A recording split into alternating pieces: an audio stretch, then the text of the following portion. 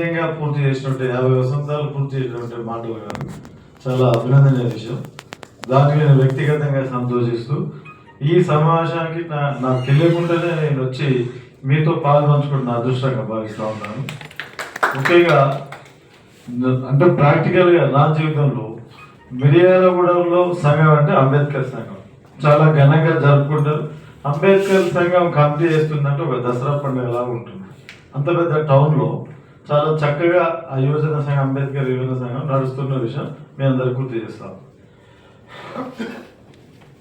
అంతేకాకుండా ఉపాధ్యాయుగా ఉన్నటువంటి సత్యవంత మీ అందరికీ సుపరిచితుడు. ఆయన మాకు అక్కడ చదువుకొని ఉపాధ్యాయ వృత్తిలో ఉన్నవాడు. అక్కడ కొన్ని బీసీ సంఘాలు కూడా ఆదర్శం ఉంటాయి. ఆయన చూసుకొని చదివి ఈ సంఘాన్ని కూడా ఆకర్షితులైనటువంటి సందర్భాలు కూడా మీకు తెలియజేస్తా ఉన్నాను. ఇక్కడ ఈ అంబేద్కర్ సంఘం, బాబాసాహెబ్ అంబేద్కర్ గారు అందరు చదువుకున్న వ్యక్తులుగా ప్రతి ఒక్కరికి తెలుసు. ఇక్కడ గమనించవలసిందంటే మార్పులు ఏం జరిగినాయి అంటే ఎక్కువ బీసీ కులాల్లో తీట ఎక్కువ. మీకు అప్పర్ క్యాస్ట్ ఈరోజు వాళ్ళకు చదువుకున్న వాళ్ళు ఎప్పుడో ఎక్కువ ఉన్నారు, కానీ వాళ్ళు చదువుకొని అప్రమత్తమయ్యారు. చట్టాల మీద అవగాహనతో చాలా తెలివిగా ప్రవర్తిస్తున్నారు. చాలా తక్కువ అట్రాసిటీ కేసులు వాళ్ళ మీద. ఎక్కడైనా బీసీ సంఘాల మీదనే అట్రాసిటీ కేసులు వస్తాయి. అంటే దాంట్లో ఈ బీసీ సంఘాలు తప్పుపడతలేదు, వాళ్ళ చట్టాల మీద అవగాహన లేదు, మూర్ఖత్వంగా పోతున్నారు అనేది ఒక చర్చ అయితే మాలాంటి వాళ్ళు మేము మాట్లాడుతుంటాం ఎక్కడైనా విషయము డిస్కస్ అయినప్పుడు. ఇంతవరకు ఆ బీసీ సంఘాలకు అసలు చట్టాలు తెలియదు, ఏం తెలియదు, గొడ్డు సాగితే చేసుకుంటూ పోతా ఉన్నారు. దాన్ని చైతన్యం చేయవలసిన అవసరం. గతంలో ఒక 2 నెలల క్రితం సత్యవన్న భారత రాజ్యాంగ అవగాహన సదస్సు ఒకటి పెట్టాలా అన్న, మీరు పెట్టండి. ఇక్కడ నా వంతుగా బీసీ సంఘాలను ఇన్వాల్వ్ చేస్తాం. ఇంకా మేము కాన్స్టిట్యూన్సీని కొద్దిగా గుప్పిట్లో నడపగలుగుతాం, ఆర్గనైజింగ్ ఉంది మాలో. అలాగే ఎస్టీ మైనారిటీలో కలుపుకొని మినిమం 1000 మంది యువకులు తక్కువ కాకుండా గ్యాదర్ చేసి చాలా చక్కగా మంచిగా మక్కడ ఒకటి అది రవీంద్ర భారతి మంచి కన్స్ట్రక్షన్ చేసి వసతి కూడా ఉన్నది. అది సభ నడిపేటంత వసతి కూడా ఉన్నది. మీరు మాట్లాడండి, మనం నియోజకవర్గం అంతా అక్కడి నుంచి రాష్ట్రం నుంచి వచ్చే వక్తలు ఒక వాల్ పోస్టర్ లేద్దాం, డోర్ పోస్టర్ లేద్దాం, మంచి పబ్లిసిటీ చేసుకొని చక్కగా చేద్దాం.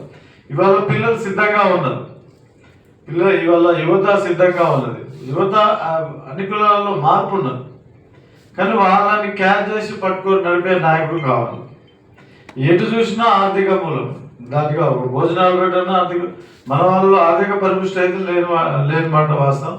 ఇవాళ రాజకీయాలు కూడా ఎంత భయంకరంగా తయారు చేస్తున్నారంటే అగ్రకులాలు ఒక 100 కోట్లు ఖర్చు పెడితే కాన్స్టిట్యున్సీ మీద ఈ 100 కోట్ల వ్యక్తులు దళిత, హరిజన, గిరిజన, బడుగు, బలహీన వర్గాలు ఉండరు కదా, భయపడాలని ఒక నేపథ్యం కూడా ఉండొచ్చు.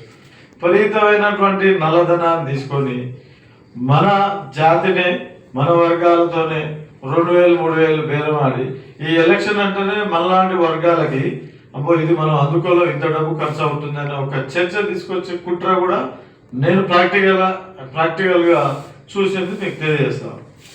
ఎవరైనా యువకులు మాట్లాడుకుంటే ఈ సపోజ్ మాది మిర్యాలగూడ నియోజకవర్గంలో ఇప్పటి వరకు అప్పర్ క్యాస్ట్ తప్ప ఒక బీసీను సరే ఎస్సీ రిజర్వేషన్, ఎస్టీ దాంట్లో ఇంతవరకు వేరే క్యాస్ట్ రాలేదు. మరి వీళ్ళే వెళ్తారా ఎన్ని సంవత్సరాలు అన్నది యువకుల్లో చర్చ నడుస్తుంది. అట్ ద సేమ్ టైం వాళ్ళు ఏమనుకున్నాము, మనకు అన్ని డబ్బులు లేవు కదా, మన కులాలలో అన్ని డబ్బులు మరి మనం పెట్టుకోలేం కదా అనేది కూడా ఒక వెనుకబాటుతనంగా కనిపిస్తుంది. దీంట్లో మీరు ముందుకెళ్ళి అనేక సంఘాలు, అనేకటువంటి జీవుల మీద అవగాహన ఉంది, కుల సంఘాల మీద కూడా అవగాహన ఉంది. ఇట్లనే మీరు ఇట్లా సెమినార్ పెట్టుకుంటా పోతే కొంత చర్చ నడిచే అవగాహన 2%, 3% మీద ఎవరు గెలిచినాం ఆ 2-3% దెబ్బ కొట్టే శక్తి మనలో వస్తుంది.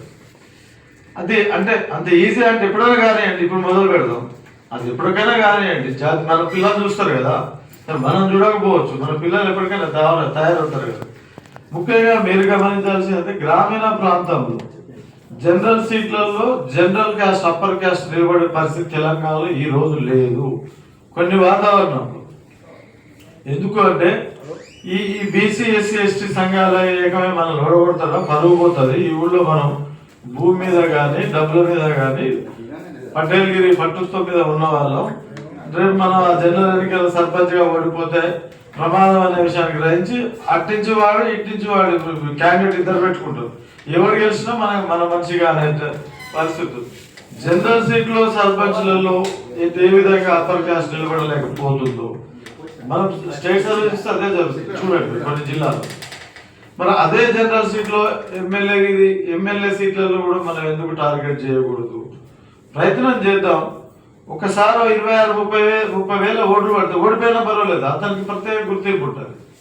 ఒక ఎస్సీ క్యాండిడేట్ని బీసీ ఎస్సీలు ఎస్సీ ఎస్టీలు వేసి మనం ఒక క్యాండిడేట్ని ముందు పెట్టి కులానికి దండం పెట్టి అనేకమైన విజ్ఞప్తులు చేసి సక్సెస్ అయితే ఓటమి ముఖ్యం కాదు. ఓటమైనా లేదు, గౌరవమైన ఓట్లు వస్తే అవతల జాతి అదిరిపడే పరిస్థితులు ఉంటాయనేది నేను వ్యక్తిగతంగా గమనించాను.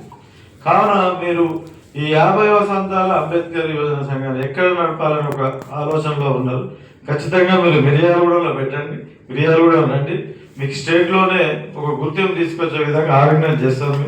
అది ఒక రాజకీయ సభను లేకపోతే మామూలుగా ఏదో ఒక సభలా కాకుండా ఆ అంబేద్కర్ గారి రాజ్యాంగ అవగాహన సదస్సును యువకుల్లో చైతన్యం చేసే విధంగా దాన్ని ఒక సబ్జెక్ట్ తయారు చేసుకొని మీరు దాన్ని ఒక ట్రైనింగ్ రాజకీయ పార్టీ ఒక ముఖ్యమంత్రి వస్తే ఎంత ఘనంగా ఏం ఏర్పాట్లు ఉందో ఆ ఏర్పాట్లు మేము చేయగలుగుతాం. ఖచ్చితంగా మీ 50 వసంతాలు ఎక్కడ చేయాలంటే మిర్యాలగూడలో చేయండి. మీకు ఎస్సీ ఎస్టీ బీసీ మైనార్టీ ఈ వర్గాలను హాజరుపరిచేటప్పుడు కామన్గా ఎస్సీ పిల్లలు అందరూ వస్తారు, వాళ్ళు ఆలోచన యువకులు మొత్తం యువతనే, వేరే ఇవన్నీ ఈ బొర్రలున్న బ్యాచ్ ఉంటుంది. పిల్లలు జంలాంటి పిల్లలు 1000 మందికి తగ్గకుండా మీకు హాల్లో కూర్చోబెడతాం. మీరు ఏం తయారు చేస్తారో ఏం మాట్లాడి చేసుకోండి. అందరికీ భోజనాలు పెడతాం, ఏర్పాటు కూడా చేస్తాం. కూరగాయలు మన కూడా అంటే మన అంతా నాన్ వెజ్ ఆహారం, కూరగాయల భోజనం పెడతాం. ఈ నాన్ వెజ్ తెంపాలని ఖచ్చితంగా కూరగాయల భోజనాన్ని ఆహ్వానిస్తాం. థ్యాంక్ యూ అన్న, మిమ్మల్ని వెళ్ళటం చాలా ఆనందంగా ఉంది. Thank you.